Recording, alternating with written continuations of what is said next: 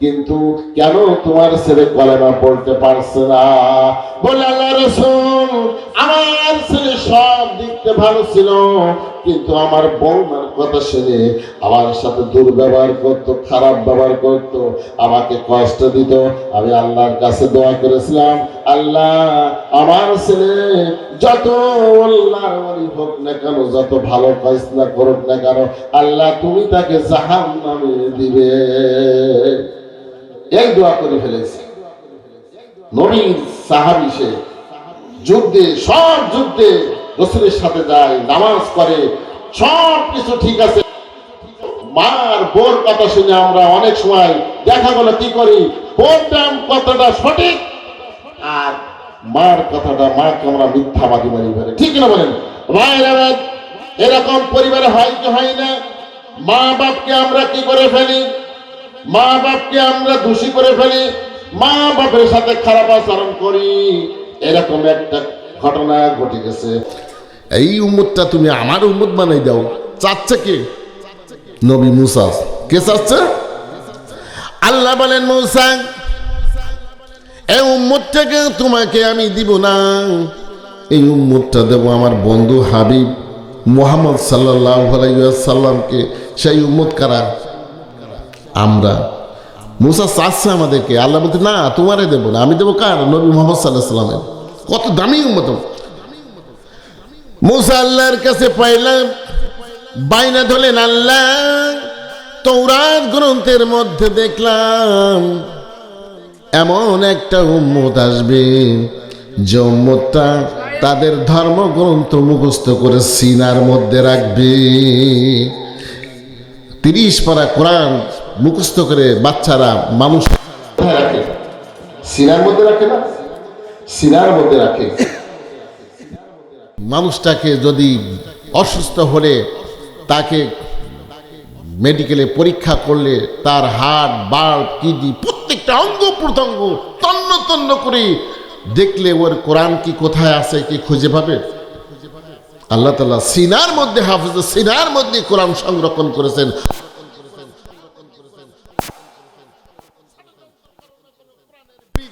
আমার কোরআনকে তোমরা কখনো ষড়যন্ত্র করতে পারবে না। ঠিক কিনা বলেন?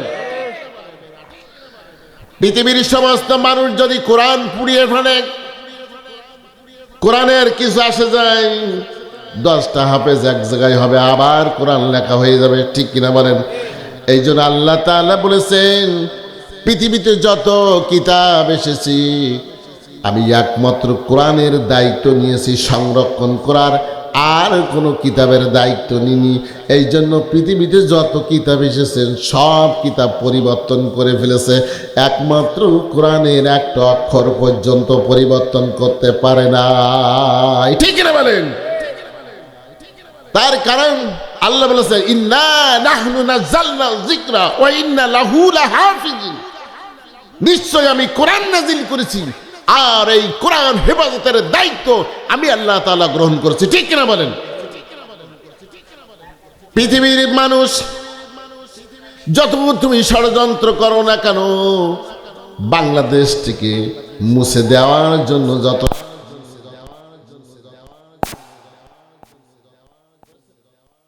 বাংলাদেশে যারা, কিন্তু আল্লাহ তাআলা তাদেরকে নিশ্চিহ্ন করে দিয়েছেন, কিন্তু কোরআনের কোনো নিশ্চিহ্ন করতে পারে না। ঠিক না বলেন? তাদের ষড়যন্ত্র ছিল বাংলাদেশ থেকে নিশ্চিহ্ন করে দেব যারা কোরআন প্রেমিক, যারা কোরআনের কথা বলে, ইসলামের কথা বলে, এই সমস্ত মানুষগুলো মিথ্যা মামলা, হাম্মা, খুন খারাপি করে ফাঁসি দিয়ে তাদের নামে মিথ্যা অপবাদ দিয়ে তাদেরকে কি করবে? তারা মনে হয় শান্তিতে ঘুমাতে পারবে, কিন্তু আল্লাহ তাআলা এই কোরআনের দায়িত্ব নিয়েছে। ঠিক কিনা বলেন? আল্লাহ রাব্বুল আলামিন কোরআনুল কারীমের মধ্যে বলেন, ইউরিদুনা লিইউতফিউ নূরাল্লাহি বিআফওয়াহিহিম ওয়াল্লাহু মুতিম্মু নূরিহি ওয়ালাউ কারিহাল কাফিরুন।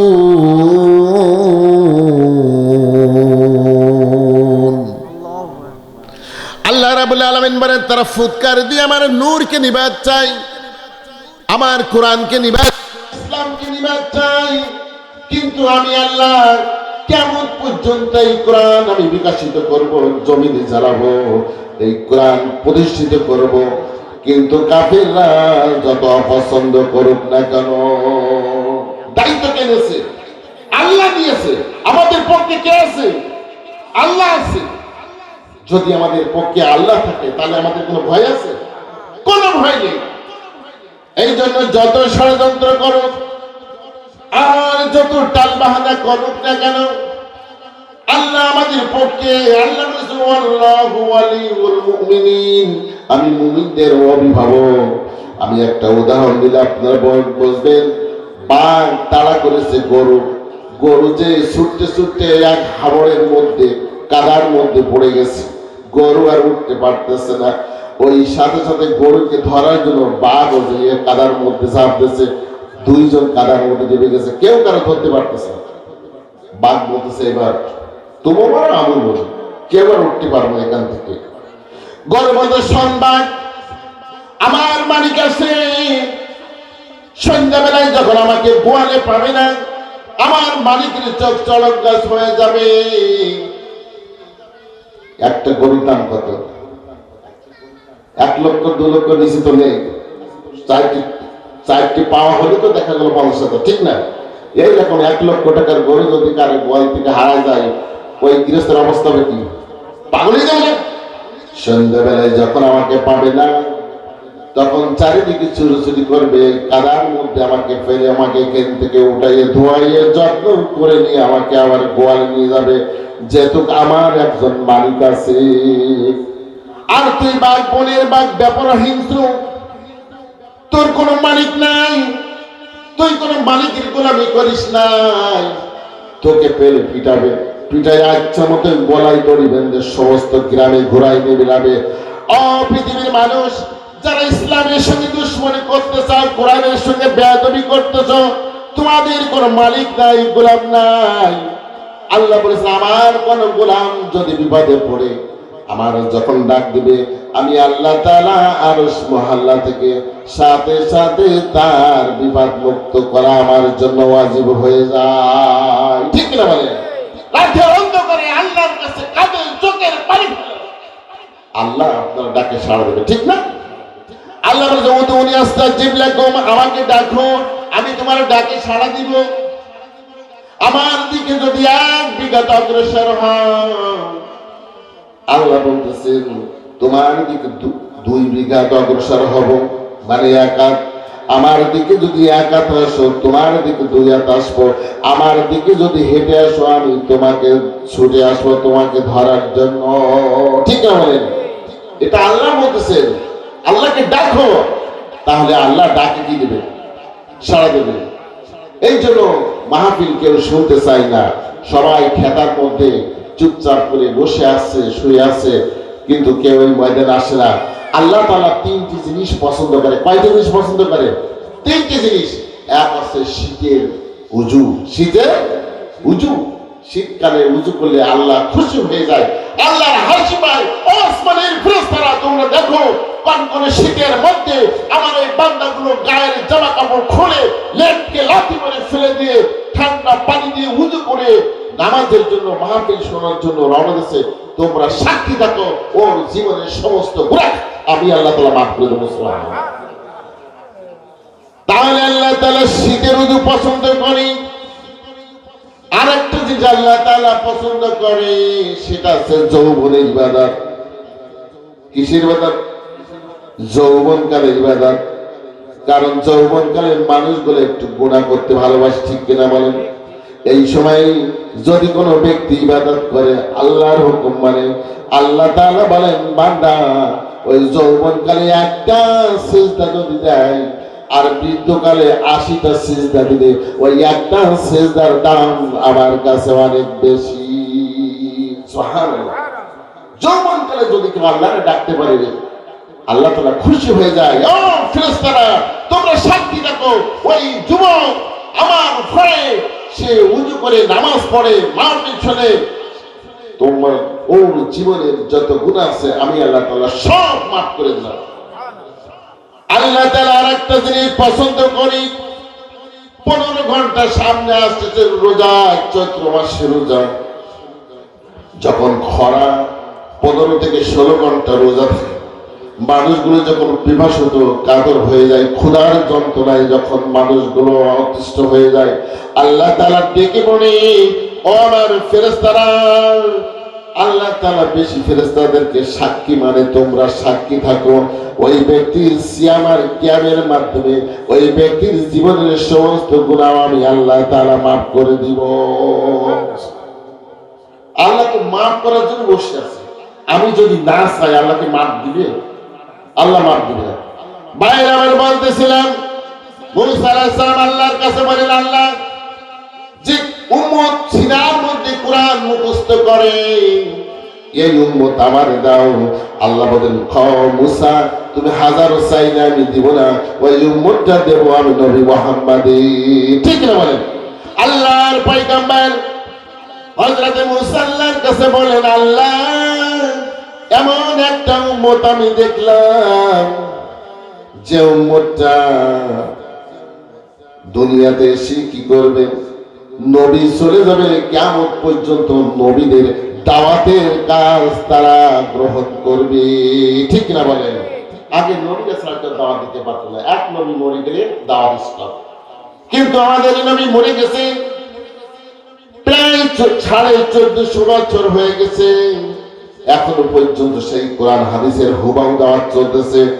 আল্লাহ নবী মুসা বলেন, আল্লাহ এমন একটা দামি উম্মত তুমি আমারে দাও, নবীদের কাজ তারা করতে থাকবে কিয়ামত পর্যন্ত, নবীদের মিশন নবীদের দাওয়াত তারা করতে থাকবে, এমন একটা উম্মত তুমি আমার উম্মতের মধ্যে শামিল করে দাও।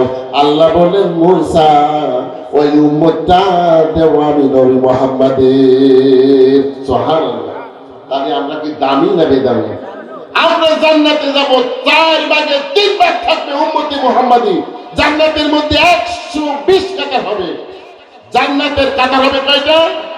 120 কাতার। 80 কাতার হবে উম্মতি মুহাম্মাদি। 80 কাতার কি হবে? আর 40 কাতার হবে আদম থেকে ঈসা পর্যন্ত নবীদের উম্মত। তাহলে আমাদের সংখ্যা কি থাকবে? বেশি না কম? বেশি।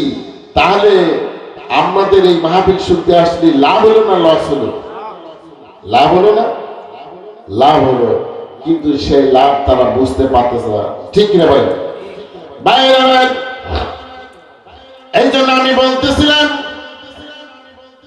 এই কোরআন যদি আজকে আমাদের জীবনের চলার পথ হিসেবে সংসার পরিবার থেকে শুরু করে সংসার পর্যন্ত প্রত্যেকটা জায়গায় যদি আমরা কোরআন অনুসরণ করি, কোরআন মোতাবেক জীবন যাপন করি, কোরআন বলে দিয়েছেন, ফামান তাবিয়া হুদায়া ফালা খাউফুন আলাইহিম ওয়ালা হুম ইয়াহজানুন। আল্লাহু আকবার। কার কথা? পৃথিবীতে এমন কোন কিতাব আছে বলতে পারবে যে কবরে, মিজানে, হাসনে, ফুলসিরাতে সব জায়গায় তোমার কোনো ভয় নাই, আমি সব জায়গায় তোমার নিরাপদ করে দেব, এরকম কোন কিতাবে গ্যারান্টি দিতে পারবে? এই কোরআন বলে দিচ্ছে, যদি আমার হিদায়াতকে অনুসরণ করো, কোরআন মোতাবেক জীবনযাপন করো, কোরআন মোতাবেক পরিবার, সমাজ, রাষ্ট্র, সংসার পর্যন্ত যদি কোরআন মানো, আমি আল্লাহ তাআলা বলে দিলাম তোমার কবর, মিজান, ফুলসিরাত, আখিরাত, জান্নাত পর্যন্ত তোমার গ্যারান্টি দিয়ে দিলাম। কি সুন্দর গ্যারান্টি কোরআন দিচ্ছে। কবরে কোনো ভয় নেই, আপনি মরে যান কোনো ভয় নেই। এমন কথা কি কোন কবি সাহিত্যিক বলতে পারবে? তাহলে আমাদেরকে সেই কোরআন যদি আজকে আমরা জীবন ধারণ করি, কোরআন অনুযায়ী জীবন যাপন করি, প্রত্যেকটা জায়গায় বাইরে আমরা আছে কোরআনের কিছু অংশ মানি, আর কিছু অংশ মানতে চাই না। নামাজ, রোজা, হজ, যাকাত গুলো মানবো, কোরআন দিয়ে নামাজ পড়বো, রোজা করবো, বিয়ে করবো, শাদী করবো, কিন্তু যখন নির্বাচন আসবে তখন আর কোরআনের কথা শুনবো না, তখন আমার ইচ্ছা মতো আমি নেতা খুঁজে নিই, ঠিক না বলেন? আমার পছন্দের মতো নেতা তখন আমরা খুঁজে নিই, ঠিক না বলেন? ভাইয়েরা আমার, আপনি যদি মুসলমানের সন্তান হন তাহলে ইসলামের বাইরে কোনো কিছু করার ক্ষমতা ইখতিয়ার আপনার দেয়নি। আল্লাহর কোরআন وَمَن يَبْتَغِي غَيْرَ الْإِسْلَامِ دِينًا فَلَن يُقْبَلَ مِنْهُ وَهُوَ فِي الْآخِرَةِ مِنَ الْخَاسِرِينَ। আল্লাহ বলেন, যে ব্যক্তি কোরআন বাদ দিয়ে ইসলাম বাদ দিয়ে জীবন যাপন করবে, সেই ব্যক্তির কোনো আমার কাছে তার চিন্তা চেতনা ইসলাম বাদ দিয়ে যদি আপনি জীবন যাপন করেন তাহলে আল্লাহর কাছে সেটা পছন্দ হবে না, আর সেই ব্যক্তি কিয়ামতের দিন ক্ষতিগ্রস্ত হবে। যা করব কোরআনের বাইরে কোনো কিছু আমরা করব না, সব কিছু কি করব? কোরআন দিয়ে করব। বাইরে বাইরে যারা কোরআনের কিছু মানবে কিছু মানবে না, এরা হচ্ছে কুফরি মতবাদ। আমরা নামাজ রোজা হজ যাকাত গুলো করব, আর রাজনীতিটা আমরা বেছে নেব আমার পছন্দ মোতাবেক। আপনি কি মুসলমান থাকতে পারবেন? মুসলমান থাকতে পারবেন না, তার কারণ এই স্বাধীনতা আল্লাহ আপনাকে দেয় নাই। যে ব্যক্তি কোরআনের কিছু অংশ মানবে আর কিছু অংশ মানবে না, আল্লাহ তাআলা বলেন, আফাতুমিনুনা বিবাদিল কিতাবি ওয়া তাকফুরুনা বিবাদ فما جزاء من يفعل ذلك منكم إلا خزي في الحياة الدنيا ويوم القيامة يردون إلى أشد العذاب। কিছু অংশ মানবে আর কিছু অংশ মানবে না, এরকম যারা করবে আল্লাহ তাআলা বলছেন তারা দুনিয়ায় লাঞ্ছিত হবে, অপমানিত হবে, বেইমানিত হবে, লাঞ্ছিত হবে, আর মৃত্যুর উপরে তারা কঠিন শাস্তি ভোগ করবে, ঠিক কিনা বলেন? এই জন্য আমাদেরকে মানতে হলে কি কি মানতে হবে? পুরাপুরি আমাদের জিন্দেগি কি করতে হবে? পুরাপুরি মানতে হবে। আল্লাহ তাআলা বলেন, ইয়া আইয়ুহাল্লাযীনা আমানু দুখুলু ফিস সিলমি কাফা, হে ঈমানদারগণ, তোমাদের জন্য মেসেজ, তোমরা পুরাপুরি তোমাদের জীবনটা কোরআন দিয়ে সাজাও, কোরআনের মধ্যে প্রবেশ করো, কোরআনের মধ্যে দাখিল হও। ওয়ালা তাত্তাবিউ খুতুওয়াতিশ শাইতান, খবরদার খবরদার শয়তানের পদঙ্ক অনুসরণ করো না। ইন্নাহু লাকুম আদুউন মুবিন, শয়তান হচ্ছে তোমাদের প্রকাশ্য শত্রু, ঠিক না বলেন? আল্লাহ বলতেছেন পুরাপুরি ভাবে কোরআনের মধ্যে দাখিল হয়ে যাও, আর শয়তানের পদঙ্ক অনুসরণ করো না। এই দুনিয়ায় দুটো দল আছে, একটা হচ্ছে ইসলামের পক্ষে, একটা হচ্ছে হিজবুল্লাহ আল্লাহর দল, আর একটা হচ্ছে হিজবুশ শয়তান, ঠিক কিনা বলেন? যারা আল্লাহর দলের বিপরীত চলে তারা হচ্ছে হিজবুশ শয়তান, তারা শয়তানের সঙ্গে জাহান্নামে যাবে, ঠিক কিনা বলেন? আর যারা আল্লাহর দলে তারা সেদিন মাফ পেয়ে যাবে, ক্ষমা পেয়ে যাবে, ঠিক কিনা বলেন? তাহলে আমরা কোন দলে থাকতে চাই? আল্লাহর দলে থাকতে চাই। ভাইরা আমার, বলতেছিলাম যে আজকে কোরআন যদি আজকে আমাদের সংসদে কায়েম হয়ে যায়, নামাজ পড়ার জন্য মসজিদে মানুষ আর ডাকা লাগবে না। লাগবে?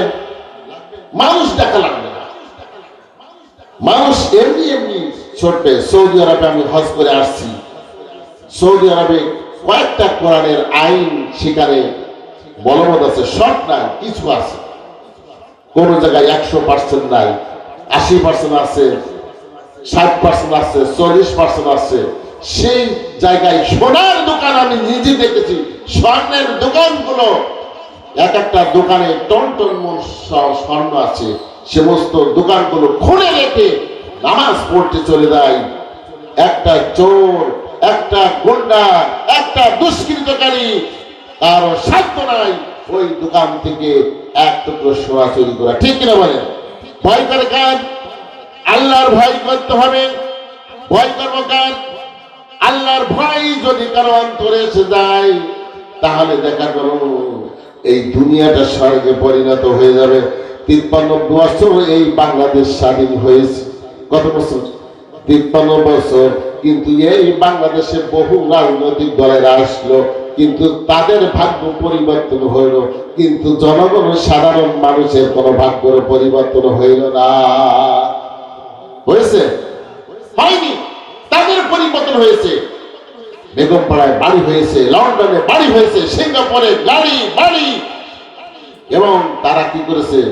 এইগুলো লুটপাট করে এ দেশকে শাসনে পরিণত করেছে, করে তাদের ভাগ্যের পরিবর্তন হয়েছে, কিন্তু সাধারণ মানুষের কোনো ভাগ্য পরিবর্তন হয় নাই। তার কারণ এই 53 বছর চালিয়েছে মানুষের তৈরি করা মতবাদ দিয়ে। আর যদি 5টা বছর আল্লাহর সংবিধান দিয়ে, কোরআন দিয়ে যদি আপনি 5টা বছর রাষ্ট্র চালান, এই বাংলাদেশের মানুষের কি হবে? সোনায় পরিণত হয়ে যাবে। ঠিক না বলেন? বাইরে বাইরে কোরআন যদি মানি, কোরআন অনুযায়ী জীবন যাপন করি, রাষ্ট্রের থেকে 1 টাকা নিতে পারবে না। হযরত ওমর রাদিয়াল্লাহু তাআলা আনহু 10 বছর দিয়ে কোরআন দিয়ে শাসন করেছে।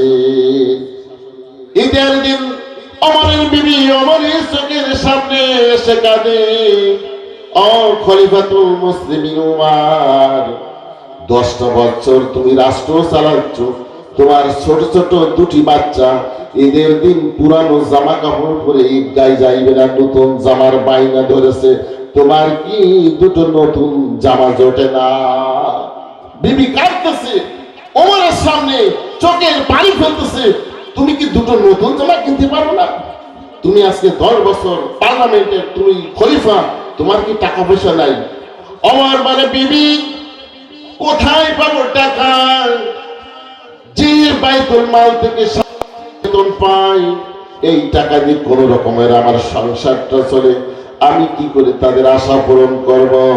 বিবি বলতেছেন, ও খলিফাতুল মুসলিমিন ওমর, তুমি এক কাজ করো, আগামী 7 দিনের বেতন অগ্রিম কর্য করে নাও, তারপর বেতন পরে পরিশোধ করে দিও। ওমর সাথে সাথে চিঠি লিখে বাইতুল মালের অর্থ সচিব আসলামের কাছে পাঠিয়ে দিল, আগামী 7 দিনের বেতন অগ্রিম প্রদান করার জন্য অনুরোধ করেছে। চিঠিটা যখন অর্থমন্ত্রীর কাছে যে পৌঁছলো, ওমর যখন 7 দিনের বেতন অগ্রিম চেয়েছে, চিঠির অফার পৃষ্ঠায় লিখে দিল, ওমর 7 দিনের বেতন তোমাকে দিতে পারি, আগামী 7 তারিখ পর্যন্ত তুমি বেঁচে থাকবা তার গ্যারান্টি দিতে হবে।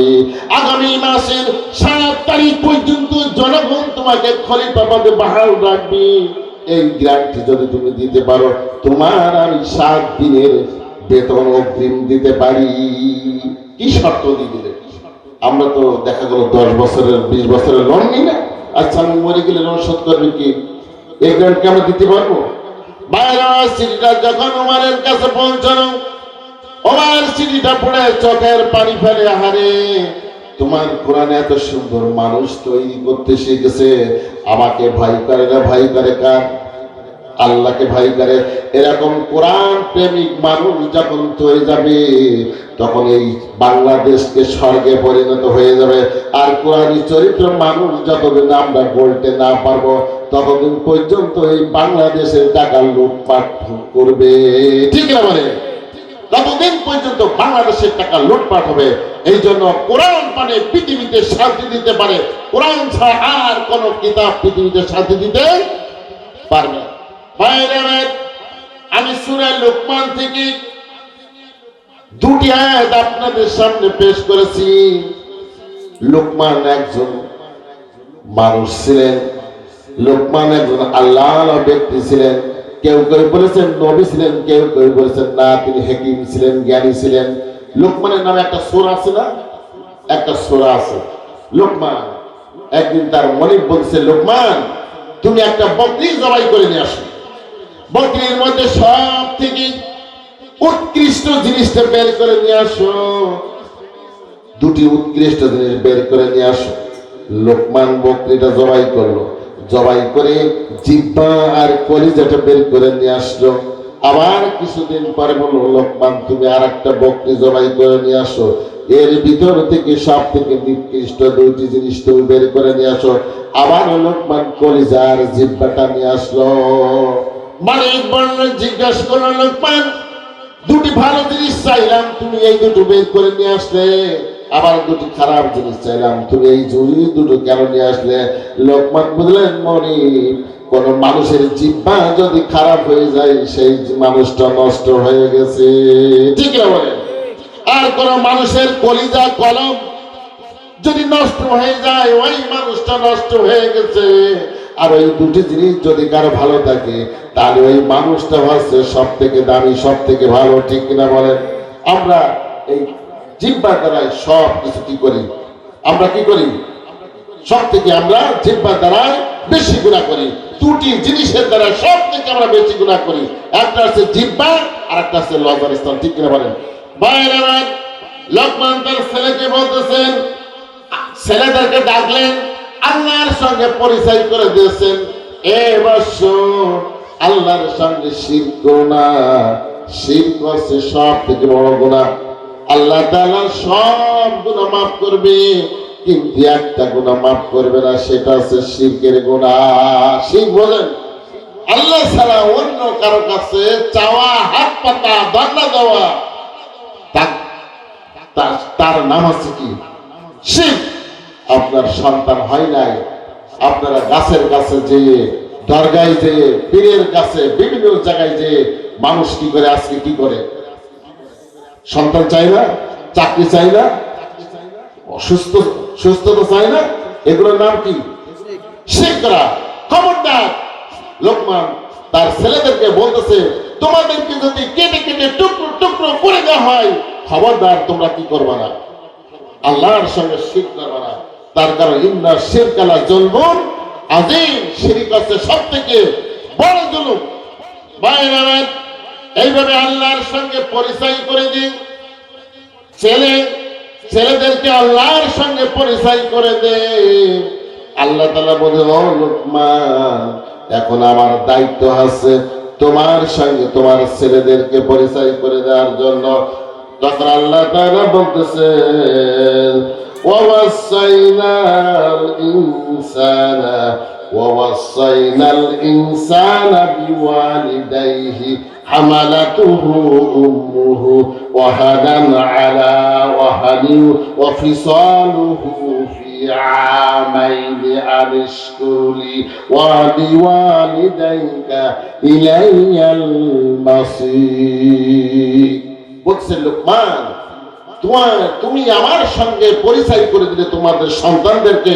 আল্লাহ তাআলা বলে, হে পৃথিবীর সন্তানরা, তোমরা তোমার পিতামাতার সাথে ভালো ব্যবহার করবা। কি ব্যবহার করবা? ভালো ব্যবহার করবা, উত্তম আচরণ করবা।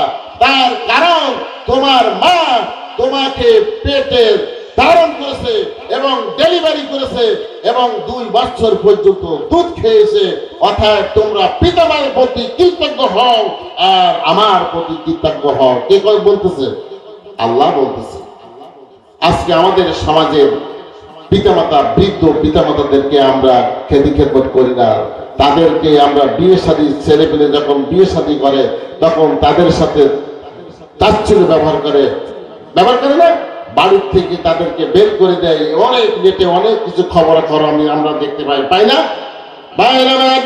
আল্লাহ তাআলা বলেন, ওয়াকাদা রাব্বুকা আল্লা তা'বুদু ইল্লা ইয়্যাহু ওয়া বিল ওয়ালিদাইনি ইহসানা।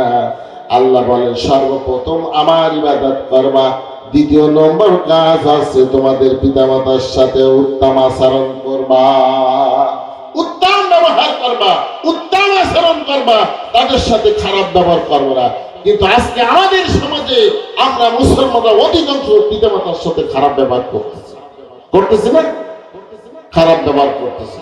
ভাইরা, আজকে যদি আমাদের সন্তানদেরকে ইসলামী শিক্ষিত করতে পারতাম, আজকে আমাদের সন্তানদেরকে নামাজি বানাতে পারতাম, সন্তানদেরকে আলেম তৈরি করতে পারতাম, সুশিক্ষা দান করতে পারতাম, তাহলে আজকে আমাদের সন্তান আমাদের সাথে এরকম ব্যবহার করতো না। আজকে আমাদের সন্তানরা করতে, পিতামাতা বৃদ্ধ হয়ে গেলে তাদেরকে বৃদ্ধাশ্রমে রেখে আসছে, ঠিক না? বৃদ্ধাশ্রমে রেখে আসছে। সেদিন দেখলাম একটা লোক সৌদি আরবে 34 বছর থেকে অনেক টাকা, জায়গা পয়সা, অনেক কিছু সে করেছে, জায়গা জমি কিনেছে। বাড়িতে আসার পরে তার একটা মাত্র সন্তান মা আর বাবাকে বাড়ি থেকে বের করে দিয়েছে। হাইরে সন্তান। ভাইরা আমার, আল্লাহর নবীর কাছে এক ব্যক্তি গেল, যে বলে মানে হাকুবি হুসনি সাহাবাতি, ইয়া আল্লাহ রাসূল, আমার কাছ থেকে সব থেকে বেশি ব্যবহার কে পাবে? বলো সুম্মা মান ক্বালা উম্মুকা, সুম্মা মান ক্বালা উম্মুকা, সুম্মা মান ক্বালা উম্মুকা, সুম্মা মান ক্বালা আবুকা। তোমার কাছ থেকে সব থেকে বেশি ব্যবহার পাবে তোমার মা, তোমার মা, তোমার মা, তোমার বাপ। মায়ের কথা কয়বার বলবো? মায়ের কথা 3 বার, বাপের কথা 1 বার। তার কারণ মার হক বেশি, বাপের থেকে মায়ের হক বেশি। এই জন্য আল্লাহ রাসূল 3 বার মায়ের কথা বলেছে আর 1 বার বাপের কথা বলেছে। ও জান্নাতুকা নার, পিতা মাতা তোমার জন্য জান্নাত, না হলে তোমার জন্য জাহান্নাম। তুমি যদি সেবা করতে পারো, খেদমত করতে পারো, তাহলে জান্নাত, আর তার সাথে যদি দুর্ব্যবহার করো তাহলে তোমার কি? জাহান্নাম। মায়ের পদতলে সন্তানের কি? জান্নাত। মায়ের পদতলে সন্তানের জান্নাত, আর বাপের পদতলে চামড়ার স্যান্ডেল। ঠিক কিনা বলো? এই জন্য মা বাপের খেদমত আমরা জীবিত থাকাকালীন কোনোদিন করতে পারলাম না, বুঝলাম না, মরে যাওয়ার পরে আমরা বুঝি। ভাইয়ের আমার, অনেক মানুষ আছে মা বাবার দেখে না, খেতে দেয় না, মরে যাওয়ার পরে অত্র এলাকার হুজুর দিয়ে চেয়ারম্যান দিয়ে মানুষের দাওয়াত করে বড় একটা খানা দেয়। আপনাদের ওখানে দেয় না, আমাদের ওখানে এই কাজ করে। আমি জিজ্ঞাসা করলাম, বাবা তুমি তো জীবনে কোনোদিন বাপ মারে খেতে দেওনি, মারে একুটো ভাত দাওনি, একটা শাড়ি দেওনি, আজকে সমস্ত গ্রামের মানুষ জগল করে গরু জবাই করে, তুমি কি করতেছো? তুমি খেতে দিচ্ছ, এই দেওয়ায় কি লাভ আছে? আছে কোনো লাভ?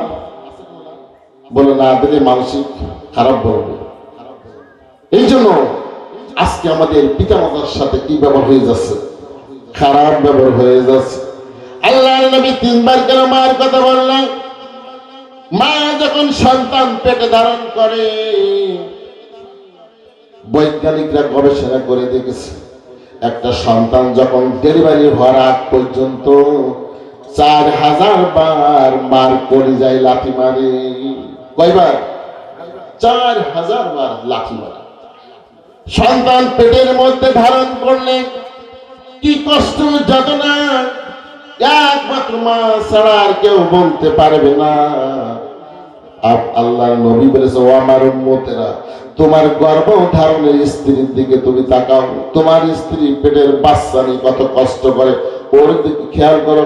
তোমার মা তোমাকে পেটে নিয়ে এরকম কষ্ট করেছে, এরকম কষ্ট করেছে।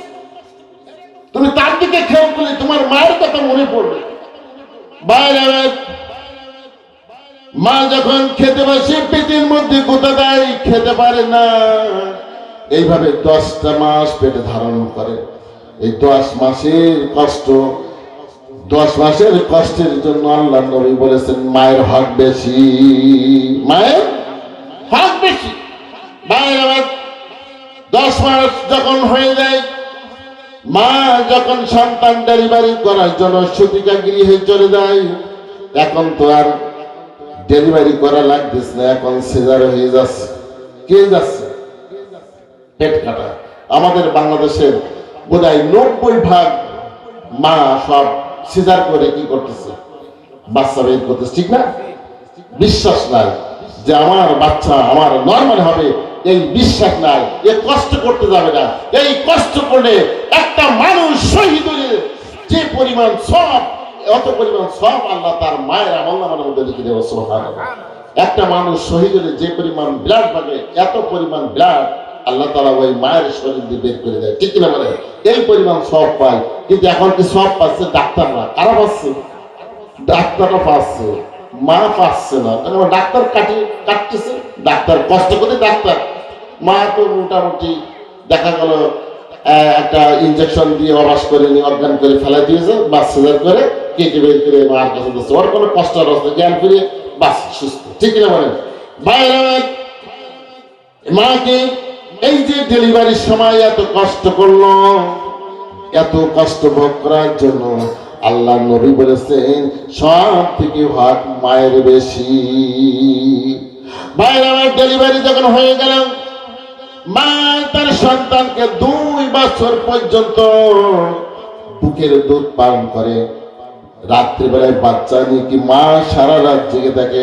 আল্লাহ নবী বলেছেন এক এক রাত জাগরণ করে মার 20টি গোলাম আজাদ করলে যে পরিমাণ সব, এত পরিমাণ সব আমি ওই মায়ের আমলনামার মধ্যে রেখে দিই। সুবহানাল্লাহ।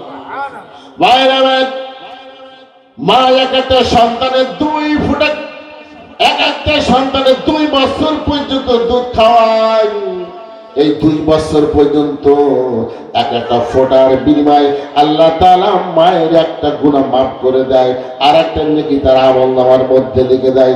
আল্লাহ তাআলা 2 বছর পর্যন্ত যত দুধ খাবে, এই 2 বছর পর্যন্ত দিনে রোজা থাকলে যে পরিমাণ সওয়াব হবে, এত পরিমাণ সওয়াব আল্লাহ তাআলা তার মায়ের আমলনামার মধ্যে লিখে দেবে। কি পরিমাণ একটা বাচ্চা সন্তান দুনিয়া আনতে গেলে মার কত ত্যাগ স্বীকার। আপনাদের কারো বাচ্চা মারা যাওয়ার পরে, ওই জন্মগ্রহণ করার পরে মা মারা গেছে, এরকম কেউ আছে হাতে চোখে বলতে পারেন? আছে, অনেকে আছে, মারা যায় ডেলিভারি করতে যেয়ে মা মারা যায়। ওই সন্তানটা দেখা গেল মার সন্তান মোটে না হলেও 4 থেকে 5 লক্ষ টাকার দুধ খায়। একটা সন্তান আপনি দুধ খায়, বাজারে দুধ খায়, আপনি মানুষ করবেন, দেখবেন 4 থেকে 5 লক্ষ টাকা কি করবে। এই 4 থেকে 5 লক্ষ টাকার দুধ তোমার মা তোমাদের খাওয়াচ্ছে, তোমাদের আমরা 9টা ভাই বলি, তাহলে কি কত লক্ষ টাকার কোটি টাকার দুধ আমাদেরকে মা খাওয়াইছে, ঠিক কিনা বলেন? এই মায়ের সাথে যদি আমরা খারাপ আচরণ করি, আল্লাহর আরশকে বিদায়, ঠিক কিনা বলেন? ভাইরা ভাই, আপনি কাবার ইমাম হন, আপনি মসজিদের ইমাম হন, আলেম হন, হাফেজ হন, যত বড় কিছু আপনি করেন না কেন, যদি মা আপনার প্রতি অসন্তুষ্ট হয়ে যায়, আপনার তাকদীরে জান্নাত জুটবে না। আপনার মা যদি আপনার জন্য বদদুআ করি, আল্লাহর আসমানে বিনা পর্দায় কবুল হয়ে যাবে। নবীর কাছে একজন সাহাবী মৃত্যুর সময় কলেমা পড়তে পারতেছে না, সংবাদ নিয়ে আসলো। আল্লাহ রাসূল ওমরকে পাঠালো, বিলালকে পাঠালো, বিলাল ওমর তুমি যাও, কেন আমার সাহাবী কলেমা পড়তে পারতেছে না, গলা আটকে যাচ্ছে। বলছে আমি কলেমা পড়তে গেলে গলা আটকে যাচ্ছে। আল্লাহ নবী বলেন দেখো তোর বাড়িতে কে আছে, অনেক বৃদ্ধ মা আছে, ওই মাকে আমার কাছে নিয়ে আসো। মাকে যখন নবীর কাছে নিয়ে আসলো, জিজ্ঞেস করলো, ওই সাহাবীর নাম আছে আলকামা, বললো তোমার ছেলে কেমন ছিল? বলে আমার ছেলে নামাজ কালাম জিহাদের সব দিক দিয়ে ভালো ছিল, কিন্তু কেন তোমার ছেলে কলেমা পড়তে পারছে না? বলে আল্লাহ রাসূল আমার ছেলে সব দিক দিয়ে ভালো ছিল, কিন্তু আমার বউমার কথা শুনে আমার সাথে দুর্ব্যবহার করত, খারাপ ব্যবহার করত, আমাকে কষ্ট দিত। আমি আল্লাহর কাছে দোয়া করেছিলাম, আল্লাহ আমার ছেলে যত আল্লাহর ওলি হোক না কেন, যত ভালো ফয়সালা করুক না কেন, আল্লাহ তুমি তাকে জাহান্নামে দিবে। এই দোয়া করে ফেলেছে নবীর সাহাবী। সে যুদ্ধে, সব যুদ্ধে রাসূলের সাথে যায়, নামাজ করে, সব কিছু ঠিক আছে। মার বোর কথা শুনে আমরা অনেক সময় দেখা গেল কি করি, বোরটার কথাটা সঠিক আর মার কথাটা, মাকে আমরা মিথ্যাবাদী বলি, ঠিক না বলেন? এরকম পরিবারে হয় কি হয় না?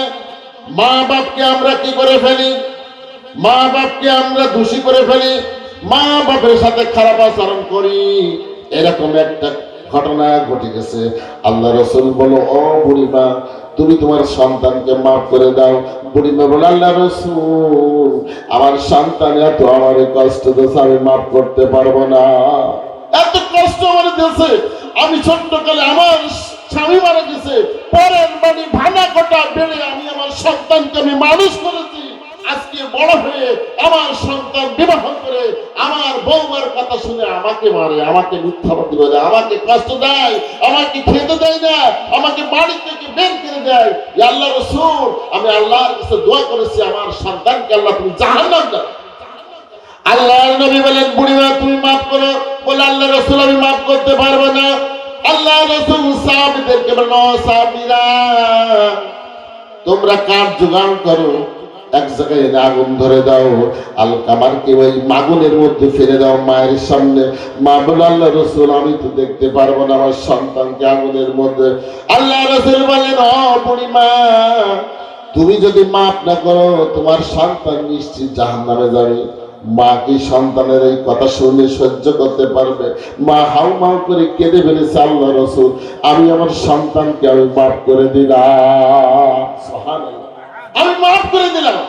আল্লাহ রসুল বলেন যাও বাড়িতে চলে যাও, কলেমা পড়াও। যে দেখে জোরে জোরে কলেমা পড়তেছে।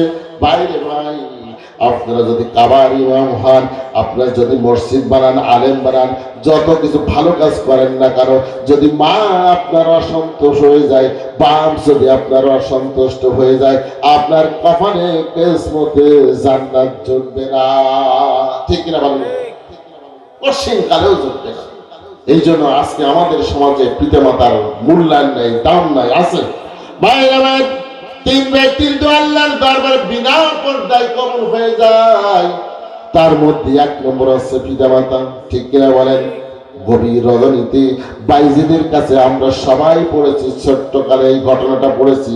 বাইজিদের ছোট্ট মানুষ বাইজিদ রাত্রে বাইজিদের মা বাইজিদের কাছে পানি খেতে চেয়েছে। বাইজিদ কলসে পানি নাই, ঝর্ণা থেকে পানি এসে দেখে মা ঘুমিয়ে গেছে। সারা রাত শিকার করে শীতলের কোলে দাঁড়ায় গিয়ে পানির গ্লাসটা ধরে রেখেছে। বাইজিদের মা যখন আজান দিয়েছে, ঘুম থেকে জেগে দেখে বাইজিদ তোমার হাতে কারো পানির গ্লাস। মা তুমি গভীর রাত্রে পানি খেতে চেয়েছিলে, তারপর তার জাগনি। এইভাবে সারাটা শীতের রাত আমি তোমার জন্য আমি জেগে আছি। বাইজিদের মা উজু করে নামাজ পড়ে আল্লাহর কাছে দোয়া করে নিয়ে, আরশের মালিক আল্লাহ বাইজিদ আমার কলিজা ঠান্ডা করে দিয়েছে, আমার জন্য বাইজিদ জাগলো। আমি তোমার কাছে বাইজিদের মা আল্লাহর কাছে দোয়া করি, আমার বাইজিদকে তুমি সুলতানিন আরিফিন বানিয়ে দাও। মায়ের দোয়ার কারণে বাইজিদ আল্লাহর। ঠিক না বলে? তাহলে বাপ মার দোয়া আমাদের লাগবে কি লাগবে না? বাপ মার দোয়া পার দিকে জানাতে যাওয়া যাবে? কেন যাওয়া যাবে না? জোর করে যাবো? পশ্চিম কালেও যাওয়া যাবে না। আজকে আমাদের সমাজে মুসা আলাইহিস সালাম আল্লাহর কাছে বললেন, আল্লাহ ও জামানার পয়গম্বর মুসা, আমার জান্নাতের পাশের জান্নাতে কে থাকবে? আল্লাহ বলেন, ও মুসা তোমার জান্নাতে কোনো নবী থাকবে না, তোমার জান্নাতে কোনো টুপিওয়ালা থাকবে না, কোনো আলেম থাকবে না। তোমার জান্নাতের পাশে জান্নাতে থাকবে একজন কসাইদার। কে থাকবে? একজন কসাইদার। সর্বনাশ! কসাইদার কি এত ভালো কাজ করলো যে আমার জান্নাতের পাশে একজন কসাইদার থাকবে? আল্লাহর কাছে বললেন, আল্লাহ সে কসাইদার কোথায় থাকে? কোথায় তার বাড়ি, তার ঠিকানা দিন। বলে দামেস্ক শহরে। তার নাম হচ্ছে আলী ইবনে মুওয়াফিক। দেখে একটা বাজারে তিনি কসাইগিরি করছে। লোকটা যে বলো, ভাই আমি একজন মুসাফির লোক, আমি বাড়ি থেকে রাগারাগি করে আসছি, আপনার বাড়িতে আমি একটু মেহমান হতে চাই, আমাকে একটা রাত আপনি থাকতে দেবেন? বলে হ্যাঁ অবশ্যই দেবো। লোকটা কাজ বেচা কেনা শেষ করি এক থান গোশ নিয়ে বাড়িতে গেলেন। লোকটাকে বসতে দিলেন। দেওয়ার পরে ছোট্ট ছোট্ট করে কি করলেন, তিনি গোশগুলো টুকরো টুকরো করে কেটলেন, কেটে রান্না করলেন। জমির মধ্যে একজন বৃদ্ধ মা আছে, মাকে নিয়ে আসলেন। মাকে চোখ মুখ ধোয়ে মায়ের রুটি আর গোশত মাকে খাওয়াইয়ে দিলেন। মা খেদমতির জন্য অনেক কিছু দোয়া করলেন। মুসা আলাইহিস সালাম দূর থেকে লক্ষ্য করছে কি দোয়া করে। ওই বুড়িটা দোয়া করে, আল্লাহ বনি ইসরাইলের নবী মুসাকে জীবনে কোনোদিন আমি দেখি নাই, আল্লাহ তোরকে যেন মুসার পাশের জান্নাতে তোর জায়গা করে দাও। সুবহানাল্লাহ! মায়ের দোয়ার কারণে মুসা আলাইহিস সালাম, মায়ের দোয়ার কারণের জন্য মুসার সাথে তার এই কসায়ের মুসার সাথে তার জান্নাত হবে। এই জন্য পিতামাতার দোয়া, পিতামাতা গুরুজন, তাদের এই গুরুজনদেরকে দোয়া আমাদেরকে অবশ্যই নিতে হবে। ঠিক কিনা বলেন? ভাইরা, আজকে আমাদের সমাজে বহু মানুষ আছে মা বাবার সাথে খারাপ ব্যবহার করি, করি না? মাকে মারি, মারি না? মাকে মারি, কিন্তু আপনি বাজার থেকে যদি একটু ফল বেঁধে না, যদি আজকে মার কাছে গাড়ি তুলে দেন, মার কাছে ক্ষমা চান, মা যৌবন বয়সে হয়তো রাগের বশবর্তী হয়ে অনেক তোমার সাথে খারাপ ব্যবহার করেছে, তুমি মাফ করে দাও, মা দেবে সাথে সাথে মাফ করে দেবে। ঠিক আছে বলেন, দিবে না? অবশ্যই মাফ করে দেবে। এই জন্য আল্লাহ তাআলা বলেছেন, পৃথিবীর মানুষ আমার ইবাদত করবে আর আমার ইবাদতের পাশে তোমরা কি করবে? তোমরা পিতা মাতার সাথে ভালো ব্যবহার করবে। আল্লাহ তাআলা বলেছেন, ইম্মা ইয়াবলুগান্না ইনদাকাল কিবারা আহাদুহুমা আও কিলাহুমা ফালা তাকুল লাহুমা উফফিউ ওয়ালা তানহারহুমা ওয়া কুল লাহুমা কাওলান কারীমা। আল্লাহ তাআলা বলতেছেন, তোমাদের পিতা অথবা মা যদি বৃদ্ধ বয়সে দুইজনকে পেতে পারো, একজনকে পেতে পারো, এরকম এত অসহ্য করবে, তোমার সাথে এত খারাপ ব্যবহার করবে, তোমার বড় বদনাম দেবে না? আল্লাহ বলেছেন, তোমাদের জীবন দশায় যদি পিতা মাতা উভয়কে বা একজনকে পাও, খবরদার খবরদার তাদের প্রতি শব্দ পর্যন্ত করবি না, শব্দ পর্যন্ত করবি না। আল্লাহ তাআলা বলে দিচ্ছে, যদি করিস তোর সারা জীবনের আমল আমি আল্লাহ তাআলা বরবাদ করে দেবো। ঠিক কিনা বলেন? আল্লাহ তাআলা বলতেছেন শব্দ পর্যন্ত করবে না। অনেক সময় দেখা গেল পিতামাতা বয়স্ক হয়ে গেলে, বৃদ্ধ হয়ে গেলে দেখ বাড়িতে প্রস্রাব পায়খানা করে না, প্রস্রাব পায়খানা করে, তারপরে দেখা গেল ব্রেন স্ট্রোক হয়ে গেছে, পায়খানা করে, হয়তো আপনার স্ত্রী করবে না, এগুলোকে দায়িত্ব আপনার উপরে ফরজ, আপনার স্ত্রীর উপরে ফরজ না, এগুলো দেখাশোনা কি কাদের করতে হবে? সেরাই করতে হবে। আল্লাহ তাআলা বলেছেন, জান্নাত কা নাম, খেদি খেদমত করতে বললে জান্নাত, আর তুচ্ছ তাচ্ছিল্য করতে পারলে জাহান্নাম। এই জন্য আজকে আমাদের সংসারে বরকত নেই, তার একমাত্র কারণ হচ্ছে যে আমরা গুরুজনদেরকে আমরা কি করি না, আমরা তাদেরকে সম্মান করি না। আল্লাহ বলে, অকুল্লাহুমা কাওলান কারীমা, সম্মানজনক কথা বলো, তাদের সাথে অপমানজনক কথা বলো না। আজকে আমরা পিতামাতার সাথে অপমানজনক কথা বলি, কাছে যদি একটু বসতে চাই, তোমার কাছে প্রস্রাবের গন্ধ বেরোচ্ছে, ঠিক কিনা বলেন? বলি না? দেখবেন বুড়ো মানুষের কেউ ভালোবাসে না, কিন্তু ছোট্ট একটা বাচ্চা সবাই তার আদর করে, আর বৃদ্ধ মানুষদের কাছে কেউ ভালো ব্যবহার করে, ঠিক কিনা বলেন? এই জন্য আমি বারবার করে গ্রাম পর্যায়ে আজকে আমি খেয়াল রাখবো যে আপনারা বেশি বেশি করে কি করবেন, আমরা পিতামাতার খেদমত করবেন, ঠিক কিনা বলেন? যাদের পিতামাতা আছে এখনো পর্যন্ত জান্নাত বাড়ি আছে, আর যাদের পিতামাতা নাই, আল্লাহ তাআলা বলেছেন, রব্বির হামহুমা কামা রাব্বায়ানি সগীরা। এই দোয়া পড়ে পড়ে পড়ে পড়ে তুমি তোমার পিতামাতার জন্য আল্লাহর কাছে দোয়া করো, ঠিক না? এই কথা বলে গেছেন। তা আমরা এই কাজ করতে পারবো না ইনশাআল্লাহ? ভাইরা, আজকে আমাদের সমাজে নামাজ নাই, নামাজ আছে, নামাজ নাই, আমরা মুসলমান, নামাজ পড়ি নাই। আল্লাহ রসুল বলেছেন, যদি মুসলমান না কোনো রাষ্ট্র কায়েম করে, সেই রাষ্ট্রে ক্ষমতায় বসিয়া 4 দফা কর্মসূচি তারা বাস্তবায়ন করবে।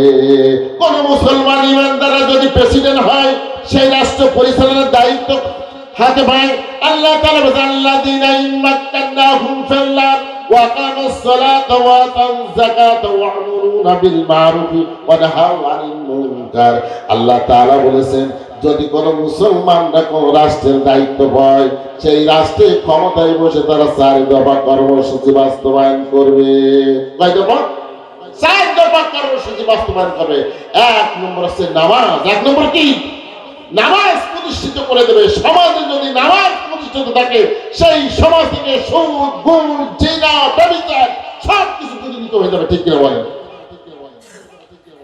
তার কারণ ইন্না সালাতা তানহা আনিল ফাহশাই ওয়াল মুনকার, নিশ্চয় নামাজ সকল প্রকার অন্যায় কাজ থেকে বান্দাকে কোথায় রাখে? দূরে রাখে। আজকে আমাদের সমাজে নামাজ নাই। আছে নামাজ?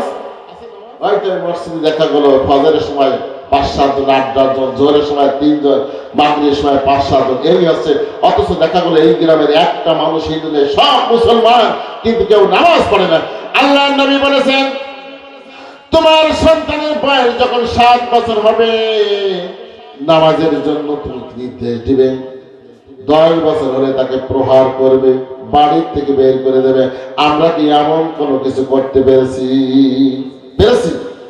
এমন কোন সন্তানকে আমরা মারতে পেরেছি? লেখাপড়া না করলে মারি, কাজ না করলে মারি, কিন্তু নামাজ পড়ার জন্য একটা পিতা হাত উঁচু করে দেখান, আমি দেখতে চাই যে আমি আমার সন্তান নামাজের জন্য মেরেছি। আমরা দেখাতে পারবো না। ভাইরা, এই সন্তানগুলো যখন জাহান্নামী হয়ে যাবে, আল্লাহ সূরা তাওয়াক্কুলের মধ্যে বলতেছেন, তোমার সন্তান আর তোমার স্ত্রী কাল কিয়ামতের দিন তোমার শত্রু হয়ে যাবে।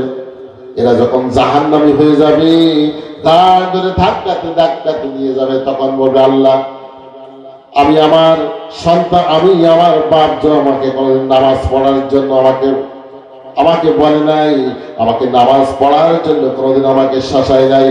স্ত্রী ওই অভিযোগ করবে, আমাকে মেলায় নিয়ে গেছে গান শুনতে, কোনদিন পর্দা করার জন্য, নামাজ করার জন্য, ইসলাম মানার জন্য আমাকে বলে নাই। সব অপরাধ আমার স্বামী, সব অপরাধ আমার বাপের। সেদিন ওই পিতা কি হবে? আল্লাহর দরবারে আসামি হয়ে যাবে। ঠিক কিনা বলেন ভাইরা? আল্লাহ নবী মসজিদ নববীতে বসে আছেন, হঠাৎ করে একটু হাসি দিলেন। সাহাবীরা জিজ্ঞেস করলেন, আল্লাহ রাসূল, এমনটি করতে জানি না, আপনি কেন এমন করলেন? বলেন। আল্লাহ রাসূল বলেন, এই মাত্র জিবরাইল বলেন, আল-ইয়াওমা নাখতিমু আলা আফওয়াহিহিম ওয়া তুকাল্লিমুনা আইদিহিম ওয়া তাশহাদু আরজুলুহুম বিমা কানু ইয়াকসিবুন। কিয়ামতের দিন মানুষগুলো যখন আসামি হয়ে যাবে, ধরা পড়ে যাবে, তখন এই মানুষগুলো আল্লাহর সঙ্গে মুখ চালাবে, আল্লাহ, আমি অন্যায় করিনি, আমি গুনাহ করিনি, সব তোমার ফেরেশতারা বেশি বেশি করে লিখেছে। আল্লাহ তাআলা তখন ওই মানুষটির মুখে মোহর মেরে দেবে। কি দিবে? তালা মেরে দেবে। এই হাতে সাক্ষী দেবে, পায়ে সাক্ষী দেবে, চোখে সাক্ষী দেবে, চর্মে সাক্ষী দেবে, ছেলেও সাক্ষী দেবে, মেয়েও সাক্ষী দেবে, সব দিক থেকে সাক্ষী দিবে। সবাই একটা শত্রু। এই যে ছেলে মেয়ে যাদের জন্য এত কষ্ট করে আপনি টাকা পয়সা জোগাড় করে ব্যাংক বাড়ি করতেছেন, গাড়ি বাড়ি করতেছেন, এরা সব আপনার শত্রু। আল্লাহ কোরআনে বলছেন, কিয়ামতের দিন সব আপনার বিরুদ্ধে মামলা দায়ের করবে। যে চামড়াগুলো আমরা শীতকালে ক্রিম লোশন ব্যবহার করি, আমরা জ্যাকেট দিয়ে এই চামড়াগুলো ঢেকে রাখি, লেপের মধ্যে কত যত্ন করি, কাল কিয়ামতের দিন এই চামড়া চোখ হাত পায়ে সাক্ষী দেবে, আল্লাহ আমার দ্বারা এই কাজ করেছিল, চোখ বলে আমার দ্বারা দেখেছিল, পা বলে আমার দ্বারা হেঁটে গেছিল, এইগুলো সব হচ্ছে আপনার দুশ্মন। এই সবগুলো আপনার দুশ্মন। আপনার মধ্যে কেউ নেই। আপনার মধ্যে কিছু আছে? কেউ নেই ভাইরে। এত জায়গা জমি টাকা পয়সা আমরা জোগাড় করি, মরার সময় দেখবেন চোখ দিয়ে পানি পড়ে আর বিড় করে বলতে থাকে। আল্লাহ বলতেছে, ও পৃথিবীর মানুষ, ওই সময় সে কি বলতে চাই তোমরা কি জানো? আল্লাহ তাআলা বলতেছেন, যখন তাকে দেখানো হয় তুই সারা জীবন বদামল করেছিস, এই জন্য তুই জাহান্নাম, তার যখন দেখানো হয় তখন বলে, ওয়ানফিকু মিম্মা রাযাকনাকুম মিন ক্বাবলি আইয়াতিয়া আহাদাকুমুল মাউত। আল্লাহ বলেছেন, মৃত্যু আসার আগে তুমি তোমার সম্পদ আল্লাহর রাস্তায় ব্যয় করে আসো। ভাইরা, যখন সে ব্যয় করে না, মৃত্যুর ফেরেশতা দেখতে পায় আজরাইল, তখন চোখ দিয়ে পানি পড়ে আর কাঁদে, আর আল্লাহর কাছে বলে, কি বলে, আল্লাহ তুমি আমার একটু হায়াত বৃদ্ধি করে দাও। আল্লাহ জিজ্ঞাসা করলে, বান্দা হায়াত বৃদ্ধি করলে কি করবি? বলে, আমি নামাজ পড়বো, সলেন কাজ করবো, আর দান করবো। আল্লাহ বলে, বান্দা 60-70 বছর হায়াত দিলাম, তুই কিছুই করিস না, নামাজ পড়িস না, একটা টাকা মসজিদ মাদ্রাসা দিস না, একটা সন্তান মাদ্রাসায় পড়াস না, শুধু দুনিয়ার পিছনে ছুটেছিস, এখন তুই বলতেছিস আমি এ করবো করবো। আল্লাহু খাবীরুম বিমা তা'মালুন, আল্লাহ বলতেছেন বান্দা তুই কি করবি কি না করবি আমি আল্লাহ তাআলা খবর রাখি, আমি আল্লাহ খবর রাখি তুই কি করবি কি না করবি। ভাইরা আমার, মানুষগুলো যখন জাহান্নামের মধ্যে পড়ে যাবে, জাহান্নামের শাস্তি ভোগ করবে, এত শাস্তি ভোগ করার পরে আল্লাহর কাছে তিনটি দাবি করবে। কোরআনের মধ্যে আসছে, এক নম্বর কি বলবে, আল্লাহ তুমি আর শাস্তি না দিয়ে আমাদেরকে মৃত্যু দাও, আর শাস্তি দিয়ে আল্লাহ আমাদেরকে মৃত্যু দাও। আল্লাহ তাআলা মৃত্যুকে ভেড়া বানাবে, ভেড়া বানাই জবাই করে জাহান্নামের মধ্যে ফেলে দেবে, আর বলবে ও জাহান্নামীরা তোদের আর কোনোদিন মৃত্যু হবে না, ও জান্নাতীরা তোদের আর কোনোদিন মৃত্যু হবে না। যারা জান্নাতে গেছে যারা জাহান্নামে গেছে তাদের আর কোশ্চেনকালে মৃত্যু হবে, কোনোদিন আর মৃত্যু হবে না। আল্লাহর কাছে দাবি করবে, আল্লাহ তাহলে তুমি আমাদেরকে মাটিতে মানে যাও, আর আযাব সহ্য করতে পারি না। আল্লাহ বলে তোদেরকে আর মাটিতে পরিণত করবো না, তোদেরকে আযাব আর কমাবো না। আল্লাহ তাহলে আবার দুনিয়ায় পাঠিয়ে দাও, এইবার ভালো হয়ে আসবো। আল্লাহ বলতেন চান্স একবার, চান্স কয়বার? একবার চান্স, এক চান্স। এই চান্সে যদি আপনি নামাজ কালাম পর্দা পশিদা স্বামীর খেদমত করে যদি তুমি ভালো হয়ে মুমিনা হয়ে মৃত্যুবরণ করতে পারো তাহলে জান্নাত। বারবার আল্লাহ চান্স দেবে না, দেবে বারবার চান্স দেবে না। চান্স কয়টা?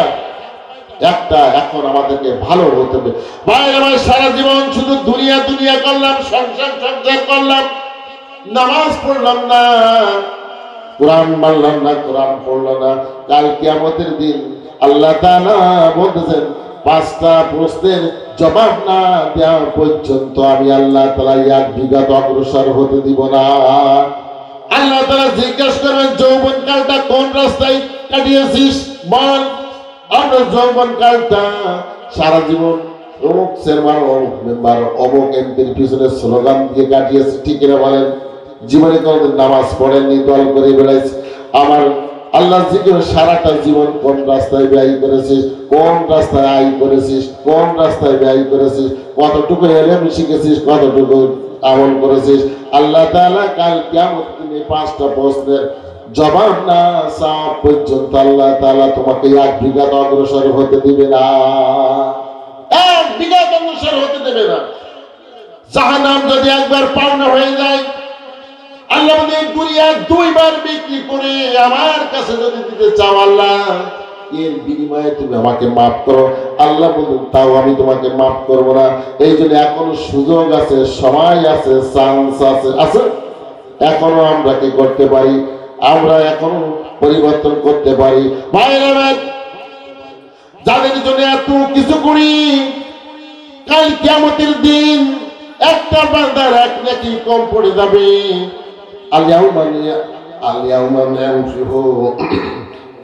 আল্লাহ তাআলা বলেন একটা নেকি কম হয়ে যাবে বান্দার, সমান সমান হয়ে যাবে। যাওয়ার পরে আল্লাহ জিজ্ঞেস করে বান্দা তুই কি কোনো একটা নেকি জোগাড় বেশি করে আনতে পারবি, একটা নেকি আনতে পারবি, তাহলে তোকে তোর জান্নাত দেবো।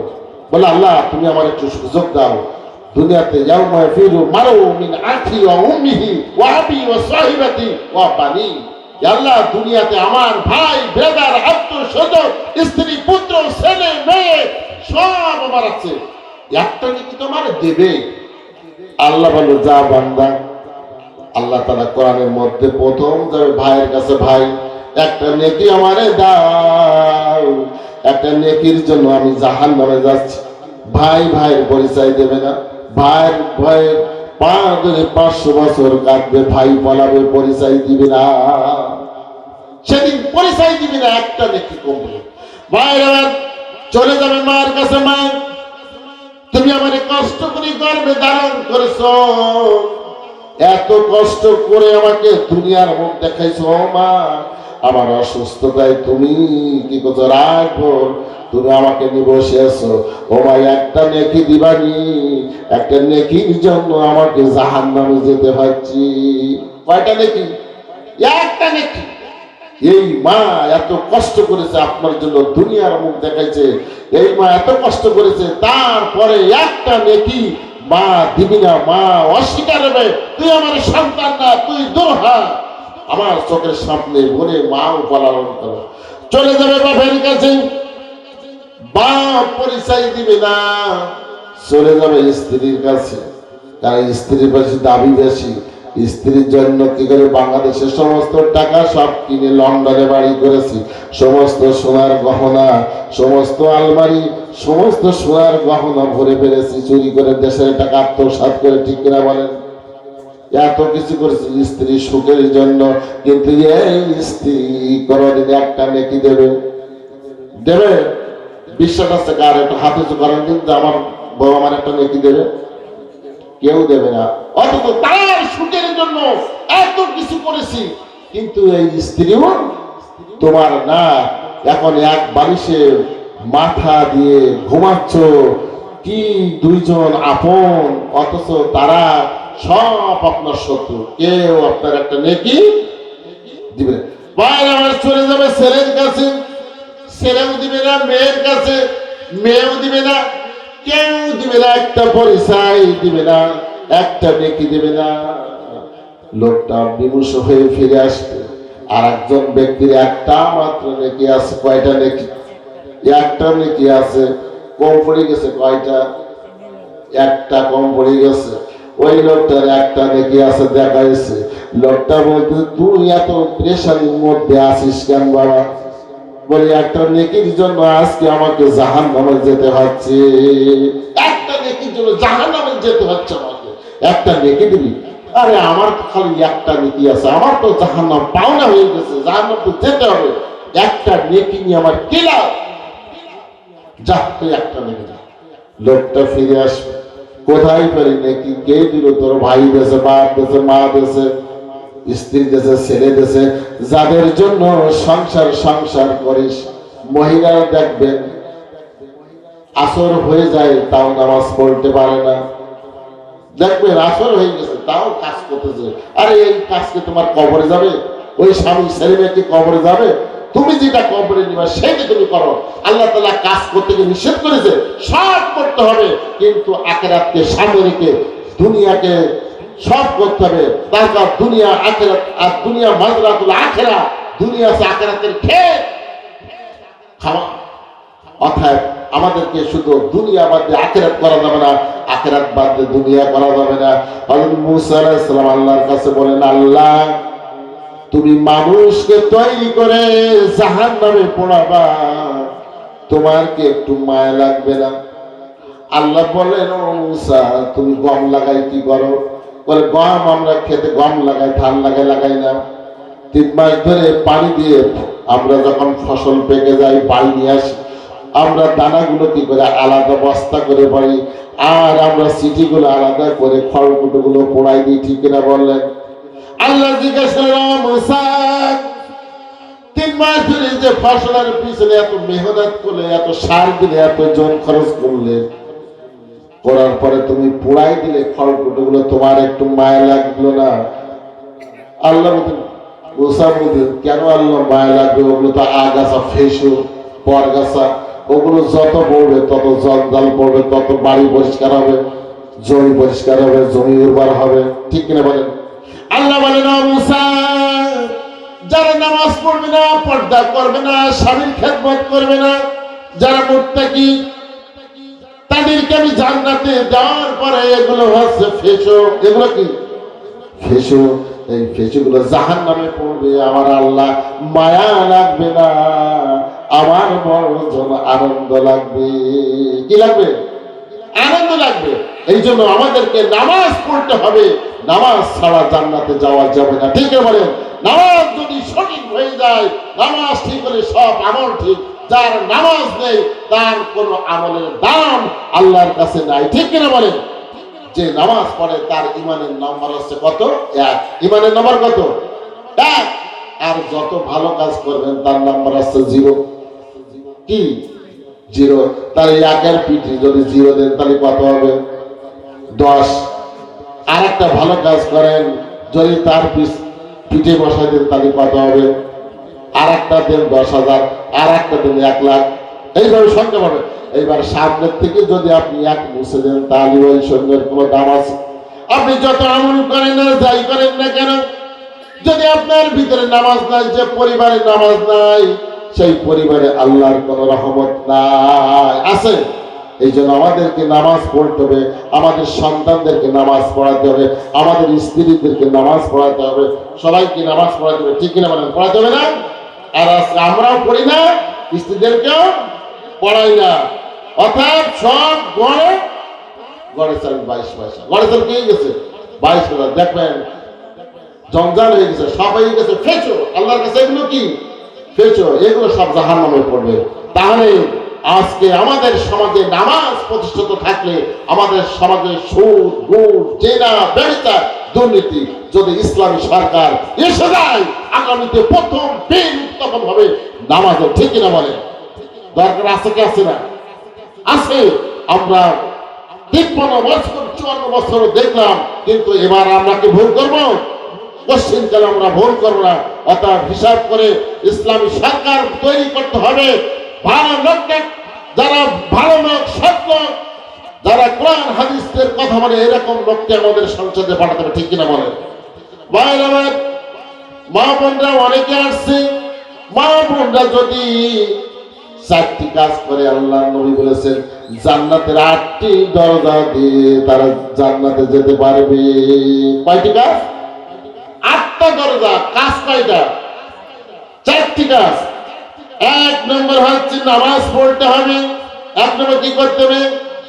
নামাজ পড়তে হবে, ফরজ ইবাদত গুলো করতে হবে। তাহলে নামাজ পড়তে হবে। 2 নম্বরে কাজ মা বোনদের আছে, রোজা পালন করতে হবে। ওজোর ছাড়া রোজা রাখা যাবে না। আমরা অনেক মা আছে, অনেক নিজেরা মাসলাদের পেটে বাচ্চা, নামাজ পড়া যাবে না। আছে না? নিজেরা মাসলা, রোজা থাকে না। নামাজ কায়দা পড়া দেয়, রোজার কোনো কায়দা আছে? থাকতে হবে। এই রোজা তুমি এখন না পারে তখন থেকে দিতে হবে, কিন্তু রোজার কোনো মাপ নাই। মা বোনদের নামাজ মাপ আছে, কিন্তু রোজার কোনো মাপ নাই। একটা রোজা যদি সারা জীবন থাকো, একটা রোজা কাফারা আদায় হবে না। বাইরে আমার 3 নম্বর কাজ মা বোনদের স্বামীর খেদমত করতে হবে। কার খেদমত করতে হবে? স্বামীর খেদমত করতে হবে। এই জায়গায় বড় ছিলাম, স্বামীর খেদমত করতে রাজি না। অন্য মানুষের খেদমত করবে, দেবরের খেদমত করবে, নন্দার খেদমত করবে, প্রতিবেশীদের খেদমত করবে, কিন্তু স্বামীর সাথে কি করবে? খেদমত করবে। স্বামীর সাথে কথা বলবে রাগে। কিভাবে কথা বলবে? রাগ দেখে। আল্লাহ বলতেছেন স্বামীর সাথে ভালো কথা বলো, প্রতিবেশীর সাথে রাগ টেস্ট কথা বলো। কিন্তু সবটা গেছে উল্টে পাল্টে, কোনটি গেছে? উল্টে পাল্টাই গেছে না? উল্টে পাল্টাই গেছে। ভাইরা আমার, স্বামীর জন্য সাজগোজ করো, স্বামীর জন্য ভালো খাদ্য তৈরি করো, স্বামীর জন্য ভালো খাবার তৈরি করো। একজন বক্তা বাড়িতে বলতেছেন যে বউ ভালোবাসে না, বউ যে প্রশংসা করবা, দেখবা বউ তোমাকে কি করবে? ভালোবাসবে। এখন এই ওয়াজ শুনে যে বাড়ি যেয়ে গোষ্ঠ রান্না দিচ্ছে, গোষ্ঠ রান্না দেওয়ার পরে জিজ্ঞাসা করতেছে আজকের গোষ্ঠ রান্না এত সুন্দর হয়েছে, সাথে সাথে ওর স্ত্রী ঝাঁট একটা নিয়ে এসে, আমি সারা জীবন রান্নাম গোষ্ঠ, আমি সারা জীবন গোষ্ঠ রান্না করলাম, আমার প্রশংসা হলো না, ভাবি প্রশংসা দিচ্ছে, তার প্রশংসা আছে। বলতেছে আসলে বুঝতে পারিনি কোন জায়গার ওষুধ কোন জায়গায় দিয়ে বসেছে। ঠিক না বলেন? ভাই আমার, যদি আপনি স্বামীর সাথে ভালো ব্যবহার করেন, ভালো কথা বলেন, আপনি কি করবেন? জান্নাতের 8টা দরজা দিয়ে আপনি যেতে পারবেন। আশরাফ আলী থানভী রাহমাতুল্লাহ আলাইহির কাছে এক মহিলা আসছে, এসে বলতেছে হুজুর, আমার স্বামী যে আমারে ভালো দেখতে পারে এই জন্য তদবির করতে আসে। মহিলারা দেখবেন হুজুরদের কাছে স্বামী বশ করার জন্য তদবির করতে যায় না? ঠিক কিনা বলেন? যায় না? যায়। এখন যাওয়ার পরে বলছে তোমাকে তদবির করে দিতে পারি, তুমি যদি বাঘের গোপ ছিঁড়ে নিয়ে আসতে পারো তাহলে তোমাকে স্বামী বসে তদবির দিতে পারি। বলে হে কি সম্ভব? বাঘের গোপ ছিঁড়ে নিয়ে আসবো? তাহলে তোমার তদবির দিতে পারবো না। তাহলে চেষ্টা করে দেখি যে পারি কেমন। এবার এই একটা মুরগি, চিড়িয়াখানায় বাঘ থাকে না, বাঘ থাকে, একটা মুরগি নিয়ে গেছে, যাই বাঘের কাছে দিচ্ছে, দেওয়ার পরে বাঘ ওই দিদি খুব খুশি মনে খেয়েছে। এরকম দেরি 8টা-10টা মুরগি, প্রত্যেকদিন একটা করে মুরগি খায় বাঘ। আর বাঘ তো মোটামুটি দেশি মুরগি পেয়ে খুব আরামসে খায়। আর বাঘ আস্তে আস্তে আস্তে পেয়ে গেছে, মানুষ হয়ে গেছে না, মানুষ হয়ে গেছে। এইবার খাসার করে যে একটা গোপ ঠেকেছি, আমি কথা হুজুর আপনার কথা আমি রাখেছি। কি রেখেছ? আমি বাঘের গোপ ছিনিয়েছি। কি করে ছিনে নিয়ে আসছো? মানে এই 10টা মুরগি খাওয়া হয়েছে, একটা গোপ ছিনতে। হুজুর বলতেছেন তুমি যদি বাঘ বাস করতে পারো, তোমার স্বামীকে কেন তুমি বাস করতে পারবে না?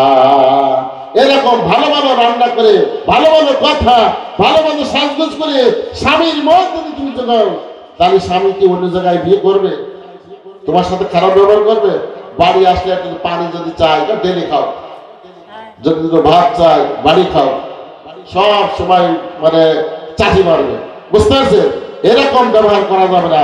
এই জন্য এরকম ব্যবহার, স্বামী যদি অসন্তুষ্ট হয়ে যায়, তুমি যত নামাজ কালাম পড়ো আর ইসলামী আন্দোলন করো না কেন, তোমার জান্নাত তোমার নসিবে জড়বে না। স্বামীর দোয়া স্ত্রীর জন্য জান্নাত।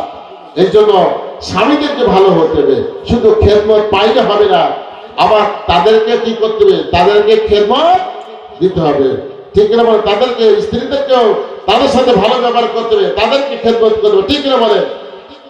বদরের যুদ্ধের সময় হযরত ওসমান রাদিয়াল্লাহু তাআলা উনি যুদ্ধে যায়নি।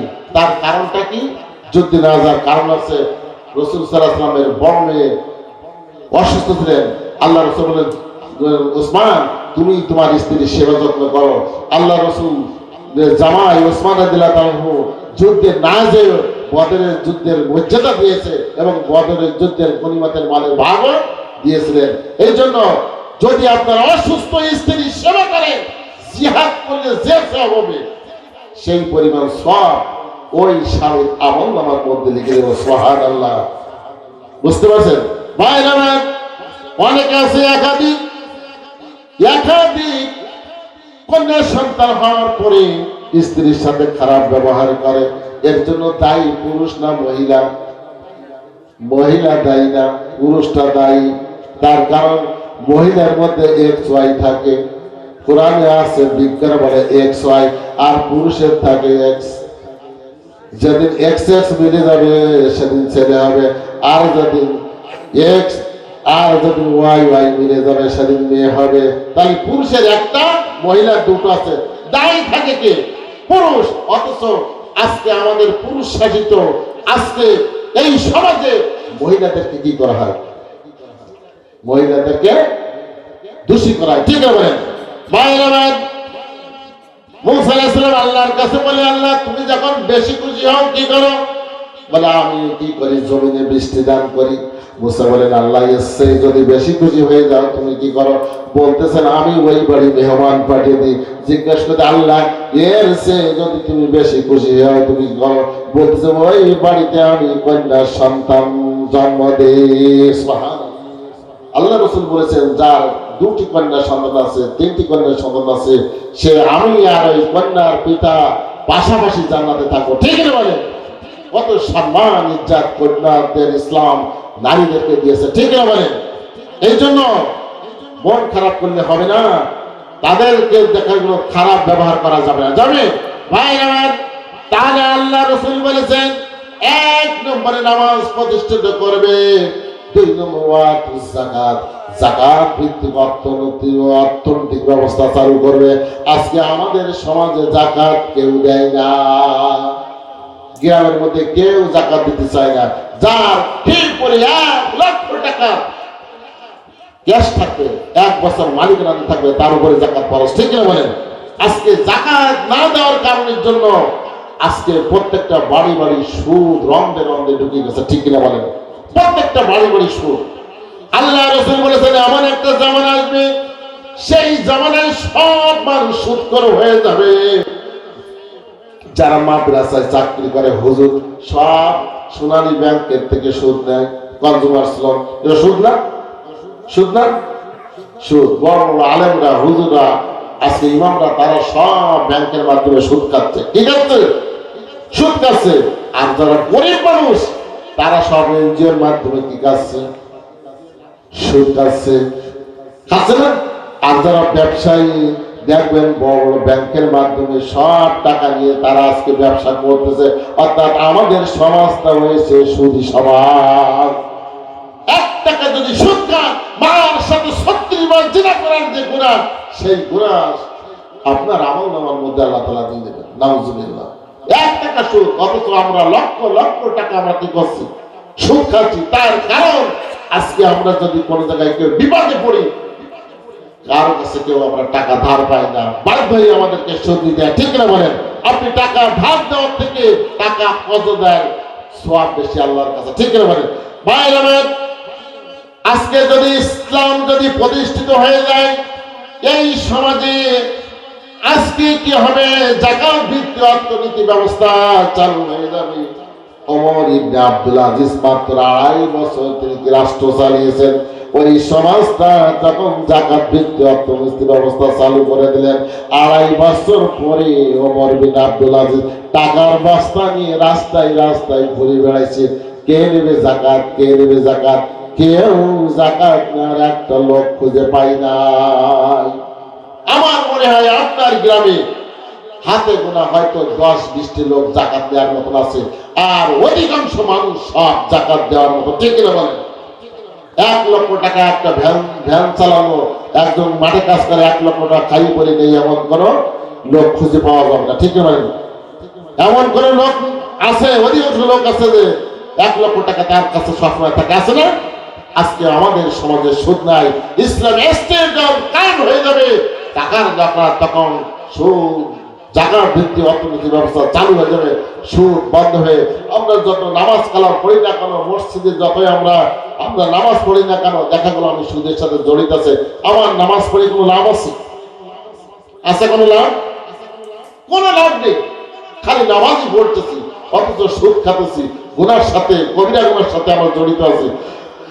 3 নম্বর কাজ হবে ওয়া'মুরুনা বিল মারুফ, সৎ কাজের আদেশ। সৎ কাজের আদেশ আজকে কেউ দিতে চাই না, ভয় পায়। ঠিক কিনা বলেন? আর অসৎ কাজে নিষেধ করতেও ভয় পায়। আজকে আমাদের সমাজে সৎ কাজের আদেশ নাই, অসৎ কাজের নিষেধ নাই। এই জন্য আমাদের সমাজকে আজকে নষ্ট হয়ে গেছে। যদি এই সৎ কাজের আদেশ, অসৎ কাজের নিষেধ যদি আপনি না দেন, না করেন, তাহলে দেখা গেল আপনার কি হবে, একদিন